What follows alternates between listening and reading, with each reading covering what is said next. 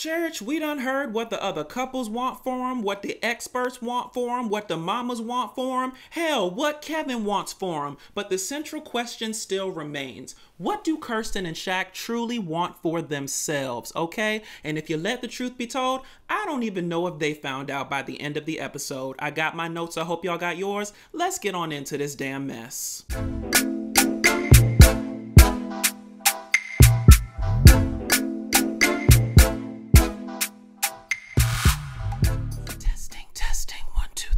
Can y'all hear me out there? Listen to my returning church members, baby. Welcomes. And to all my new people, please, baby, please make sure to smash that subscribe button and to also click that bell notification so you are notified every time I decide to upload a video. Now, baby, listen, my outfit and my spirit today, honey, is giving consistency because y'all know damn well this is the same outfit I wore for part 1 of the reunion last week, okay? Y'all, today I am channeling my inner Tiffany Haddish, okay? Look at your neighbor and say Tiffany Haddish. And if you're by your damn self, look in the mirror and say Tiffany Haddish. Do y'all remember when Tiffany Haddish wore that same white gown to SNL and to all the award shows that year? Well, mama was trying to get all $4,000 out of her damn dress, okay? And for me today, I'm trying to get all $1.66 of the thrift store out of mine. No, I'm just joking. I don't know how much this costs down to the thrift store, okay? But it did come from a thrift store, so we're not going to shade them at all because you can really find some good finds from thrift stores sometimes. Okay, now listen, let's get into the matter at hand, honey, and let's talk about Kirsten, Shaq, and the mamas, okay? So listen, you know, our cliffhanger last week was basically Shaq and Kirsten going back and forth in terms of will they, won't they, what's the decision, what y'all gonna do in the future, is y'all gonna be together? And now we basically have the conclusion of that, right? And so the big revelation this episode was that Shaq regrets saying no on decision day, right? Now, am I surprised? Absolutely not, okay? Because Shaq is a boiling pot of crazy, just like Nicole was all season, okay? I done told y'all this entire season Nicole was a boiling pot of crazy, and then it boils over and the lid hits the ceiling, okay? Well, apparently Shaq decided to jump in that same crazy stew and basically lean into it, okay? Look at your neighbor and say, lean into it, right? Now listen. In all honesty, Shaq doesn't seem to know whether he's going or coming, what day it is, whether it was a selfish or a selfless decision. So am I surprised that he arrived at regret? No, okay? Because it's very easy to arrive there when people are literally prodding you to get there, okay? So I'm not saying he doesn't really truly feel the regret in his system. I'm just saying the circumstances that he's in, it's kind of making them try to pull this out of him, whether it's genuine or not, okay? Now, in terms of the regret, do I think he has regret? Yes, okay? I think he regrets the embarrassment and the hurt that he caused, you know, Kirsten. I think he regrets the disappointment in terms of, you know, how the family, friends, the other couples, and everybody seem to be taking this. But, you know, just because, and I said this before, just because it was an emotional decision doesn't mean that it wasn't the right decision, okay? But we'll get into more of that later. Now listen, for reasons unbeknownst to any of us, okay, they bring the mamas out. So Kirsten and Shaq's mama enter the stage left, honey, and come to sit down for a segment, okay? Now listen, number one, do I really think that Kirsten and Shaq's mamas really brought anything to the conversation? No, okay? I truly don't, okay? And listen, y'all know my ADD be acting up when I be watching this show, and the minute that the mama sat down, I instantly started doing a fashion review in my head. I was like, which mama wore her outfit best? And I'm gonna give the award to Kirsten mama, okay? I thought Kirsten mama looked, you know, the best out of the two of them, okay? Now, Shaq mama did not look bad, okay? Shaq mama had on a nice pantsuit, okay? Listen, and I always go up for a pantsuit. It's very classic, and in the eternal words of Tony Child's mama from Girlfriends, it's sharp. Y'all remember that episode with Tony Mama? Listen, it was sharp, okay? But my ADD was acting up because there was this piece of fringe on both sides of like the collar area of Shaq's mama pantsuit, and it was bothering me the entire episode to the point where I had to keep rewinding and playing it back because I was just so transfixed as to why this 80s piece of fringe is there, okay? Now listen, let's get back to the matter at hand because y'all know I could get off in the weeds, okay? So the mamas, pretty much them being there was to just reinforce, you know, know, their love for their children, their want for them to get back together, their feelings like miscommunication kind of did them in, okay? And I validate all of that, right? Now listen, one of the key takeaways I took, okay, there's two key takeaways I took, okay?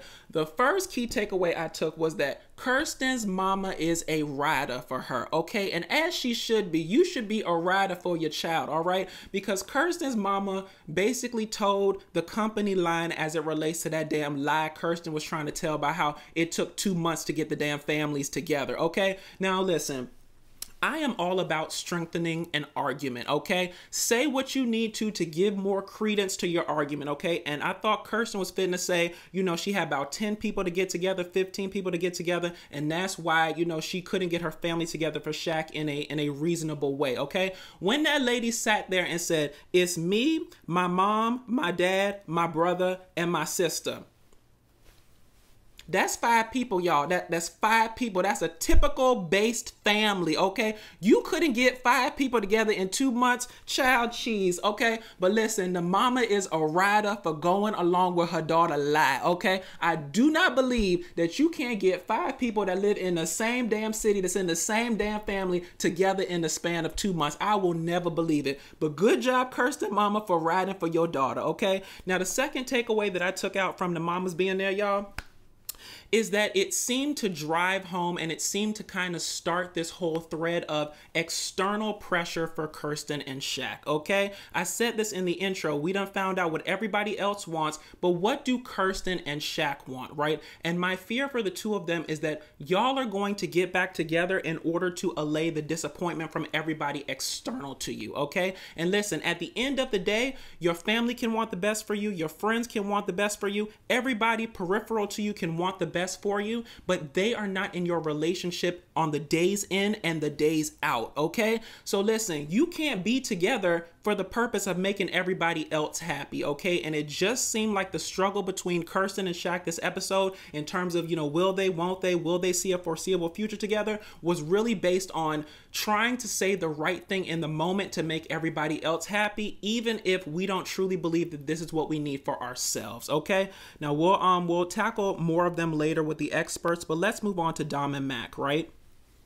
And so with Dom and Mac, let's first talk about this mismatch, right? So, you know, nothing new here, right? In terms of Dom felt that, you know, Mac wasn't giving her what she needed. Mac felt that she wasn't giving him what he needed, okay? You know, a tale as old as time. But I think that the central nugget that I took from their interaction this episode was all of these kind of off-camera convos that kind of add more context to the situation, right? Come to find out that in the scene right before, you know, when Dom asked for a divorce, they had an off-camera convo basically having a come to Jesus moment where they were basically saying, I'm checked out, you're checked out, but it was an amicable based thing, right? And then, you know, what's her name? Dom gets on screen and then asks for a divorce, and it kind of takes Mackinley by surprise because yeah, we had the conversation about us being checked out, but I didn't think that we were at the point of divorce, okay? So that's why I always say context is so important in a situation, okay? And to understand the background of that situation, kind of what led her to that, you know, place, it kind of, I'm not excusing it, but I can understand it better, right? Like, honestly, Dom came off a lot more sympathetic in this part 2 of the reunion than she did all damn season long, okay? And context is very important. Now, listen. Then they start talking about this whole notion of, in the eternal words of Sheree Whitfield, who gonna check me, boo? Okay, listen. Dom sits there and she says that she had hoped that when she asked for the divorce from Mackinley, that Mackinley would basically have bossed up on her and basically been like, Heifer, get your stuff in that room. We finna work it out. We ain't getting no damn divorce. You my wife and we gonna see this process through. Domynique, it sounds wonderful. It sounds like a wonderful thing. It sounds like something romantic or somebody taking charge and stuff. But honestly, I'm 50% in the belief that it's real and 50% in the belief that it's entirely BS, okay? Listen, I don't feel like the two people that we've seen on screen, you know, for the brief time that y'all were in the process, that you would have been, you know, open to this man basically directing you to do X, Y, and Z when you already weren't feeling him in that moment, okay? External conversations and background conversations be damned, okay? What you presented on the screen was that you were completely completely done. And I truly don't think that if he had bossed up on you in that moment, that it would have done anything in a good fashion for y'all relationship, okay? But listen, people always like to have this revisionist history as it relates to these reunions. And girl, listen, if you want to go with it, I'm going to go with it, you know, on one foot. My other foot going to be back here in reality, but I'm going to have one foot in imaginary land with you, okay? Now, what I really did like about their exchange was the amicable ending, okay? Listen, and the thing that always kills me is the experts, Kevin, everybody's always looking like, you know, y'all are in such a good place now. You know, why can't it work out? Listen, hindsight is always 20/20, okay? You can always see the forest for the trees after the fact, okay? So just because they're okay today and just because they seem, you know, friendly today, it's because they've had time to process everything, okay? And just because people are friendly in the moment doesn't mean they need to be back together, okay? And I hate that that's the vein they keep trying to weave in here, right? Y'all are okay today, so give it another try. No, okay? I've dealt with this person for 8 weeks. Well, in their case, you know, substantially less, but I've dealt with this person. I've learned all the lessons. Baby, let me move on, okay? To go back would be disingenuous to who I've become in this moment today. And so just let sleeping dogs lie and let us move on. But I thought it was really nice that they could see the value in each other post-process, and they're open to being friends in the future. You know, despite, what's the name, Dom being in Nashville and Mac being somewhere up in Michigan running away from Gina. But we'll get into that in a second. Ooh, look, off to Gina and Mac, y'all. Listen, what a transition that was. Now let's talk about the window dressing of it all, right? Now listen, Kevin sat down with Gina and Mac and basically wanted to, you know, go over their love story in the eternal words of Mariah Carey, right? And it was nice. It was a cool segment. It was very flowery, you know, lots of, you know, interesting language being used in terms of the connection that they had and, you know, the fire emojis he put in her chat and stuff like that. But I'm just having such a problem getting over the whole schemation of the situation, okay? Because at the end of the day, when you boil it down to its core, Mac, you schemed on Clint's wife, okay? You lusted after that man's wife. You jumped in that man's wife's DMs, okay, with some BS story about you looking for her friend or something like that to kind of disguise what you were doing. And then you basically took your chance a little bit before decision day. Listen, the problem that I have in the situation is I understand Married at First Sight is a unique experience, a unique experiment, and a unique thing for people to go through, okay? But the societal norms still take hold, okay? And you have to let one chapter end before you begin another chapter, okay? Now, it was a foregone conclusion that Clint and Gina was fitting to say no, okay? All you had to do was wait until the damn ink dried on the damn divorce decree, or hell, even waited until the no came out of both their damn mouths on decision day, and you couldn't even do that, okay? So y'all's situation is always going to look weird to me because it started in such murky circumstances, okay? There's a saying in life that you cannot build your happiness on the back of someone else's misfortune, okay? Now listen, in this situation, it seems like Clint is fine and it seems like Dom is fine and they both wish you well, but that still doesn't change the feeling that people have in terms of how Mac started the situation. And I'm kind of, I'm giving more vitriol to Mac in the situation because honestly, I don't feel like Gina played the same role that Mac did, right? Like Gina may have felt a certain way, Gina may have saw him, but that lady literally was, you know, she was on plan A, which was promoting this salon, seeing Mac out of the corner of her eyes and basically making a note to find him later, okay? Mac, you actively went after this lady while she was still married, you know, violating every single damn bro code I know, and it doesn't feel right. So the schemation of the situation is the subtext to y'all love story, and that's why I'm not here for it, even though Clint and Dom seem to wish you well. And since they wish you well, listen, I'm going to extend grace and I'm going to hope that it all works out, right? But you can't build your happiness on the back of someone else's misfortune. I think the saving grace is that there seems to be no misfortune and no love loss on the part of Clint and Dom, right? Now let's move on to this men's sit down, y'all, and let's talk about this whole thing of Eris not having sex with Jasmine because he didn't want sex to cloud judgment. Just a very interesting convo that the men have, and you know, I love that they were able to have their segment of just chopping it up and talking about stuff, right? And it's very true. I do believe that sex clouds judgment in a situation, okay?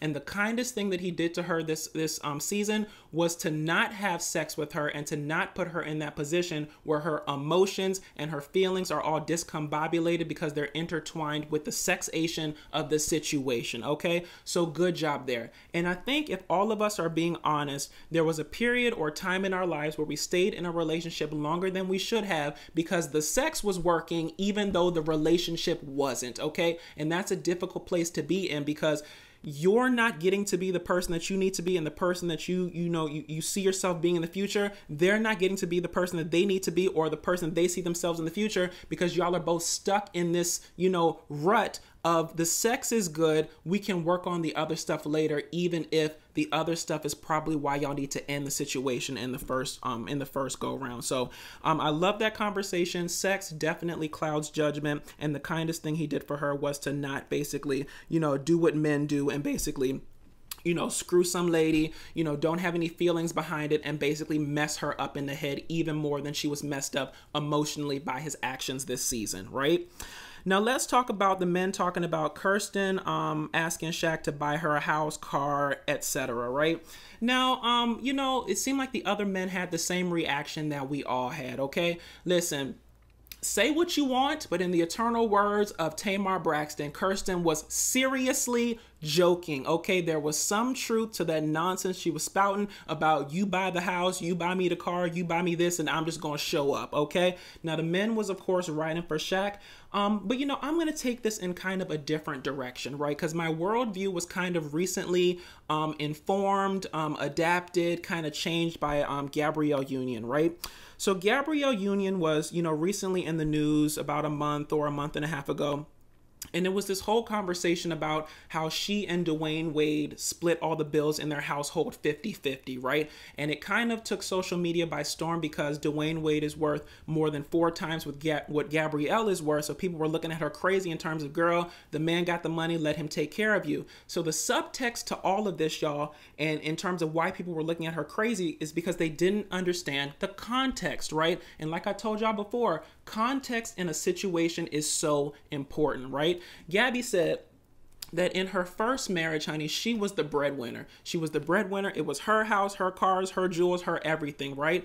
And because she was put in that position, she kind of lost respect for that man, and she felt that she could disrespect him and cheat on him because she was making all the money and making all the decisions anyway, okay? So in this, second marriage with D Wade, she basically was like, listen, I need this to be more of a partnership, more of a 50-50 situation, so we both feel that we have a vested interest in this thing. And in there, we don't disrespect each other because one person seemingly has one hand above the other, okay? So I thought that, that was a great segue in terms of saying, like, Kirsten, why would you want to be in a situation where somebody is holding all the purse strings, buying you a house, a car, providing for you and all sort of stuff? It sounds great on the surface, and I'm not knocking anybody that's in that kind of situation because, it sounds idyllic on the surface, right? But the reality of it is, who wants to be tied to a person where every single decision, whether it be financial or house-based, has to be run by one person because that person is holding the purse strings,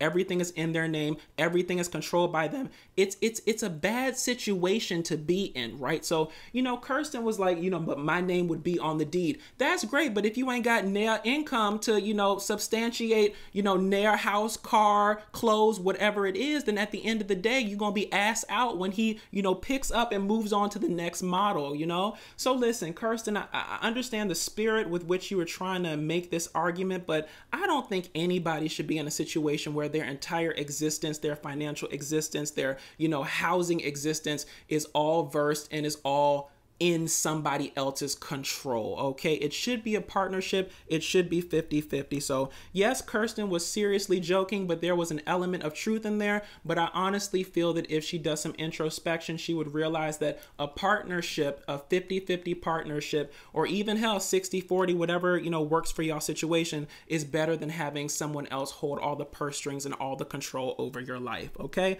And y'all drop down in the comments and let me know if you agree, or if you like, listen, Dasher, you don't know what you talking about. I want the sugar daddy to take care of me today, okay? Now let's move on to the next topic, right? In terms of the men sit down.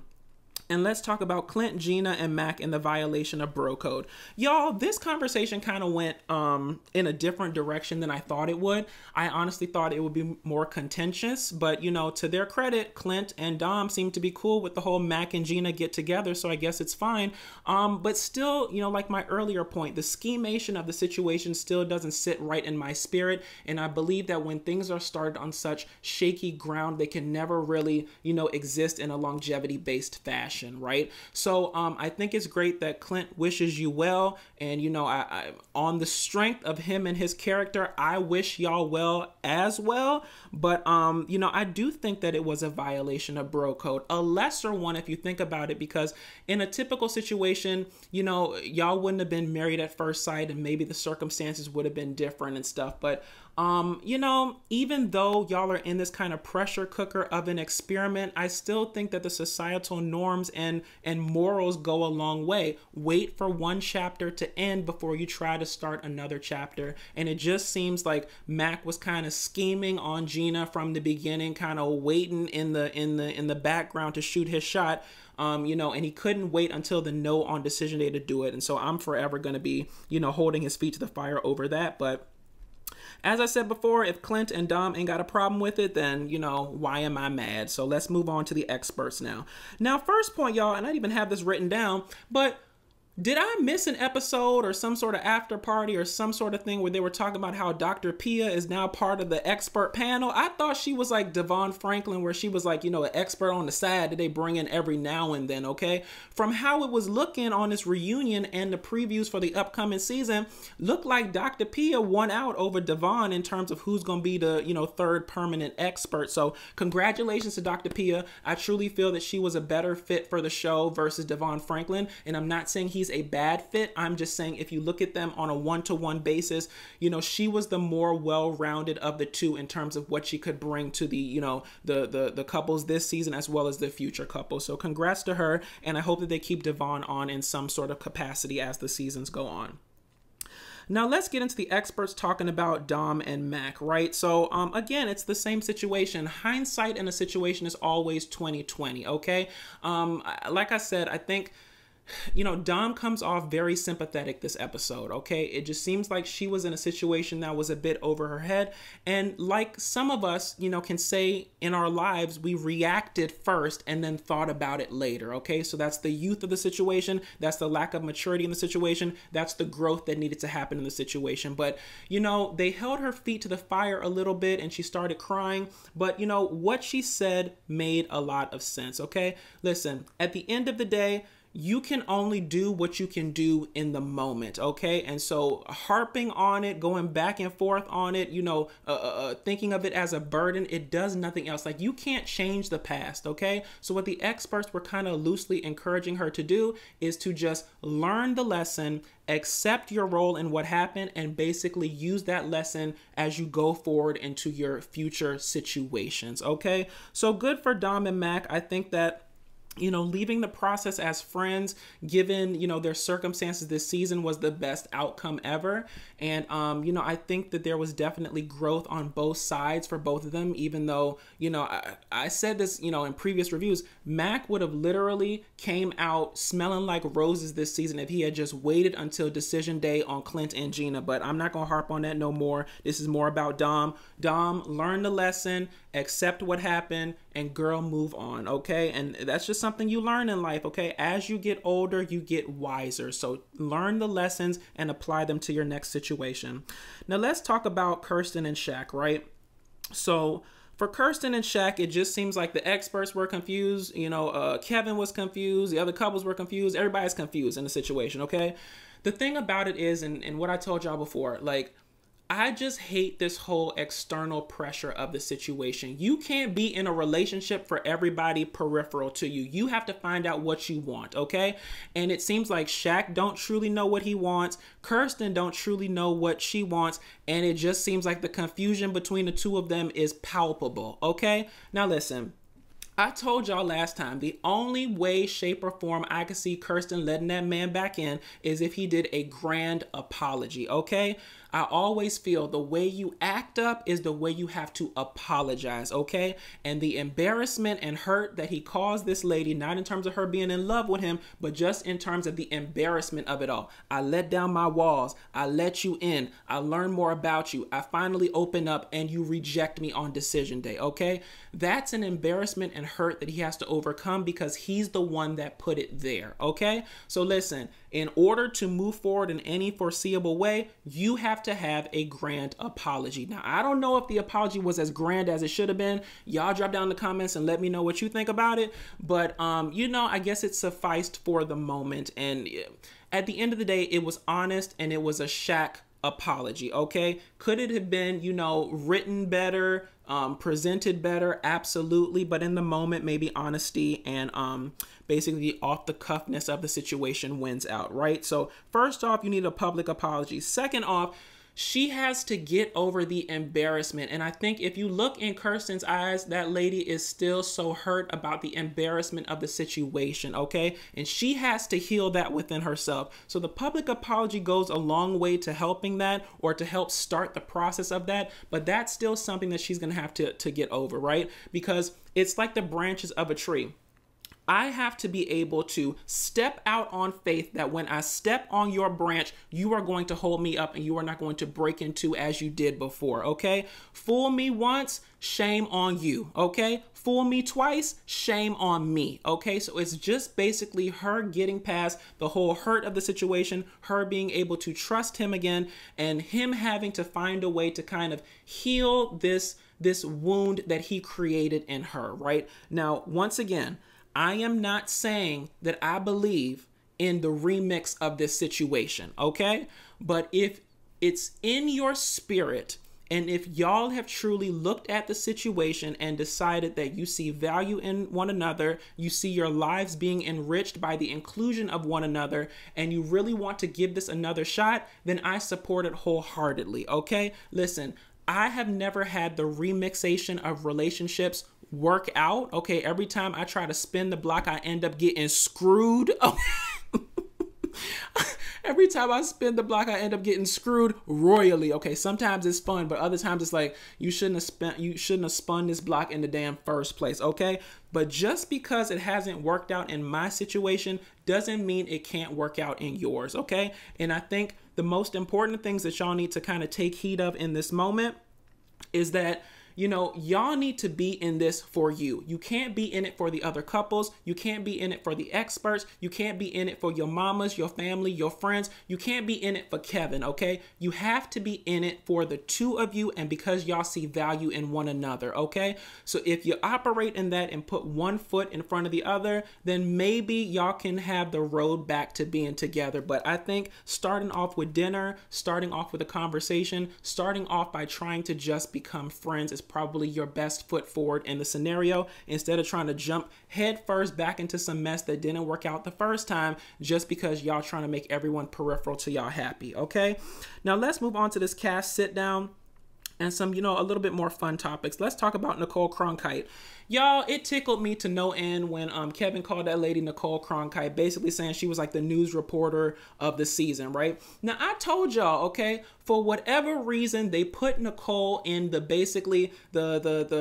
position of mediator, the position of public leader, the position of power as it related to all of y'all get-togethers, okay, for whatever reason. Could it be because she's the loudest? Maybe. Could it be because that lady is from New York, which I think she is? Y'all drop down in the comments and let me know if I'm wrong. But it could be the New York in her or whatever. Or it could just be because there's 10 of y'all and somebody gotta lead the damn flock, okay? Somebody gotta be the straw that stirs the drink, okay? And that's kind of the role that Nicole served as it relates to y'all group get-togethers, okay? Now listen. Overall, I think she did a pretty good job this season in terms of leading the conversations at these groups and stuff and these events. The one area or the one instance where I always give her a little bit of pushback was when she tried to get Mac and Gina together at the table in front of Clint.